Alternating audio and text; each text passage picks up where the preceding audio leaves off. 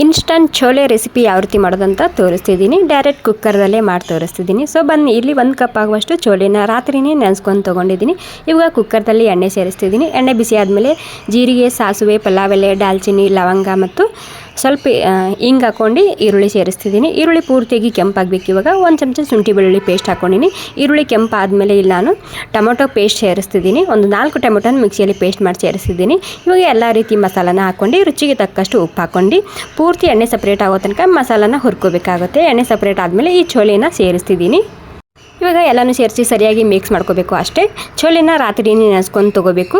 ಇಲ್ಲಿ ಕಸೂರಿ ಮೇಥಿ ಮತ್ತು ಕೊತ್ತಂಬರಿ ಸೊಪ್ಪು ಹಾಕ್ಕೊಂಡು ನೀರು ಸೇರಿಸ್ತಿದ್ದೀನಿ. ಬಿಸಿನೀರೇ ಹಾಕ್ಕೊಳ್ಳಿ, ಇಲ್ಲಿ ಗ್ರೇವಿ ಸರಿಯಾಗಿ ಬರುತ್ತೆ. ನೋಡ್ಕೊಂಡು ನೀರನ್ನ ಹಾಕ್ಕೊಳ್ಳಿ. ಇವಾಗ ಸ್ವಲ್ಪ ಸೋಡಾ ಹಾಕ್ಕೊತಿದ್ದೀನಿ. ಸೋಡಾ ಹಾಕ್ಕೊಂಡು ಮೀಡಿಯಮ್ ಗ್ಯಾಸ್ನಲ್ಲಿ 2-3 ಸೀಟಿ ಹೊಡ್ಸ್ಕೊಂಡ್ರೆ ನಮ್ಮ ರುಚಿಯಾಗಿರುವಂತಹ ಚೋಲೆ ರೆಸಿಪಿ ತಯಾರಾಗುತ್ತೆ. ಸೊ ಪೂರಿ, ಚಪಾತಿ, ಅನ್ನ, ರೋಟಿ ಎಲ್ಲದಕ್ಕೂ ಸೂಪರ್ ಆಗಿರುತ್ತೆ. Thank you.